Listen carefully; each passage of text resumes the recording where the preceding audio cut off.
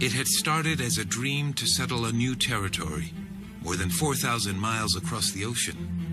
A venture that first began in this modern-day seaport town of Avilés, in northern Spain. Over the years that passed, Pedro Menendez established another settlement in modern-day South Carolina and 13 other forts along the East Coast. But by 1574, nearly a decade after the first settlers had landed, only Santa Elena and St. Augustine remained.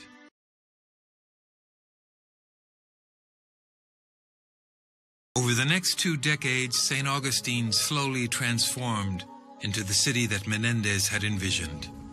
And with the town's growth came a blending of cultures. 20 to 25% of the marriages recorded were between a Spaniard and a Native American.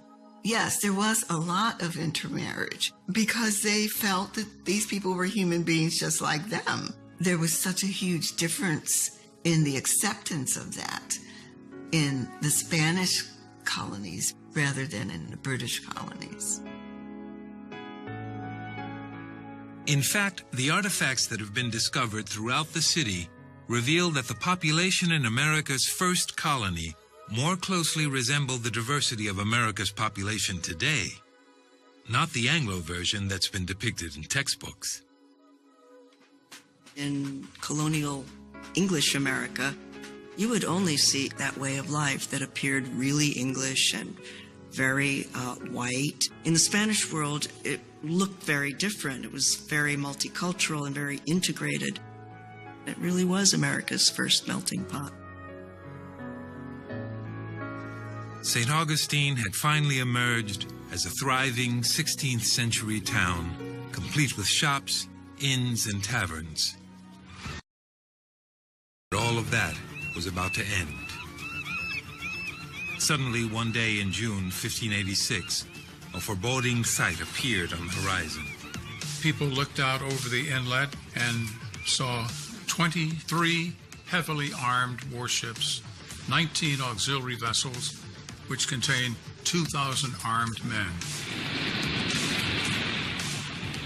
This was the fleet of the notorious English pirate Sir Francis Drake. The citizens of St. Augustine grabbed their valuables and fled. Only about 80 soldiers stayed at the fort to prepare for the onslaught. Drake had been harboring a personal vendetta against Spain ever since he was a young man. It happened in 1568. His fleet had just seized a Spanish island when a storm forced them to seek refuge in its port. They negotiated a ceasefire, but the Spaniards went back on their word and attacked. Fuego! Drake's ship escaped, but the others did not. Gonzalo Mendez de Cancio was now Spain's iconic hero. He had defeated his country's arch-enemy. Cancio was appointed governor of St. Augustine. But when Governor Cancio arrived in St. Augustine, he reported that the city was on the verge of ruin. Cancio knew their only salvation was to form an alliance with the Indians. But that would not be easy. As far back as the late 1400s, slave traders from Spain, Portugal, and England had been capturing Indians in Mexico and the Caribbean and selling them, causing a deep mistrust of Europeans.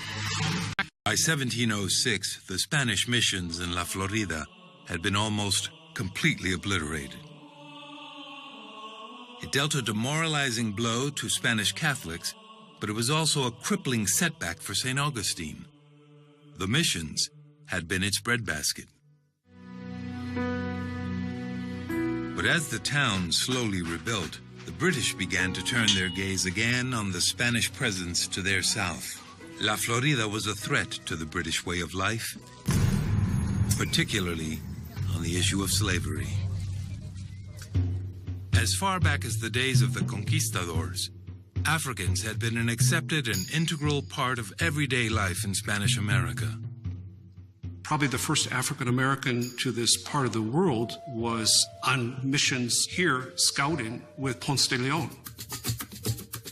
There were free black people here from the beginning of the colony onward. These were people who helped build the early garrisons. They built residences. They did work that was critical for the survival of the community. They weren't working out, for example, on sugar plantations.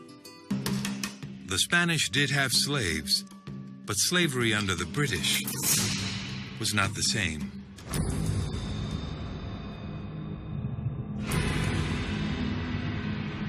Under English law, a slave was property or chattel, without any legal or civil rights.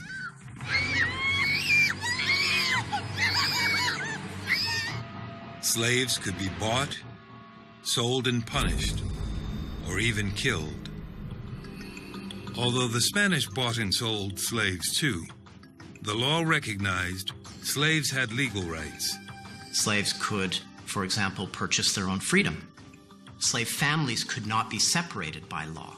They marry and their marriages appear in the church records. So these were considered official marriages. So we have to be careful not to say that somehow Spanish slavery was good slavery, better than English slavery. It's still slavery.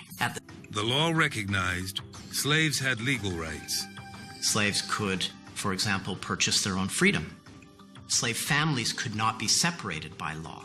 They marry and their marriages appear in the church records. So these were considered official marriages. So we have to be careful not to say that somehow Spanish slavery was good slavery, better than English slavery.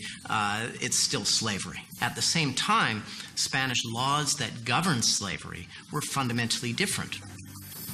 Spanish slaves could own property, sue their owners in court, and both men and women could even petition the king. One of the largest differences was the belief that Africans were human beings who had souls, whereas the British did not believe that at all. They were just savages and, beyond redemption. Which is why people ran from that system to seek some sort of sanctuary among Spanish people, usually. Ever since the late 1600s, Spanish Florida was becoming a sanctuary for African slaves who fled from British plantations. Long before there was an underground railroad that ran north, there was an underground railroad that ran south. La Florida started granting asylum to slaves after a small group escaped by canoe from the Carolinas in 1687. They asked Governor Diego de Quiroga for asylum, saying they wanted to become members of the true faith, Catholicism. The Spanish, who had founded La Florida in part to convert the New World to Christianity, could hardly refuse.